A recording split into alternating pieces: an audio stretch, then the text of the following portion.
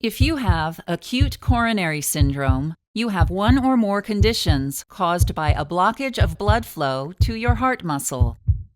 This is a medical emergency because you may be having a heart attack, a condition in which your heart muscle begins to die. Your heart is a muscular organ that pumps blood containing the oxygen and nutrients your body needs. The main pumping chamber of your heart is the left ventricle. When your left ventricle contracts, it sends oxygen-rich blood to your body through a large artery called the aorta. Connected to your aorta are small arteries called coronary arteries. Blood flows from your aorta through the coronary arteries to supply your heart muscle with oxygen and nutrients. If you have acute coronary syndrome, blood flow through your coronary arteries is severely reduced or completely blocked. One possible cause of reduced blood flow is atherosclerosis. In this condition, a buildup of a fatty substance called plaque can narrow your coronary arteries. If this plaque ruptures, a blood clot can form and block the artery. A blood clot is the most common cause of coronary artery blockage. Other less common causes of reduced blood flow include coronary artery spasm or dissection. In a coronary artery spasm, triggers such as drugs, smoking, cold weather, and extreme stress or emotions can cause a temporary and sudden tightening of a coronary artery. During a coronary artery dissection, the inside wall of one of your coronary arteries separates, which can block blood flow. Regardless of the cause, a blockage in either coronary artery prevents the oxygen and nutrients in your blood from reaching the part of your heart supplied by the artery. As a result, heart muscle in that area starts to die.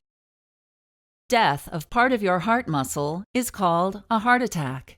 It's also known as a myocardial infarction, or MI.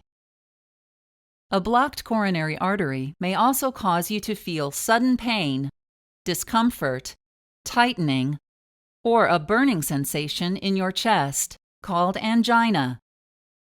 This pain may extend to your upper abdomen, shoulders, arms, neck, and lower jaw. If you have angina when you're at rest, or frequent angina that prevents even moderate physical activity, you have unstable angina, which is the main symptom of acute coronary syndrome. Other symptoms of acute coronary syndrome include shortness of breath, dizziness, nausea, and sweating.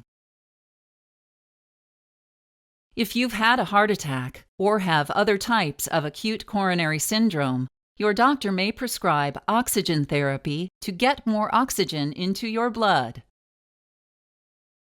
You may take aspirin or other prescription blood thinner drugs to prevent blood clots. Thrombolytics, also known as clot-buster drugs, may be used to break up any existing blood clots. Drugs such as nitroglycerin and morphine will relax your coronary arteries and relieve the pain of angina. You may also receive drugs called beta blockers that slow down your heart and reduce its need for oxygen.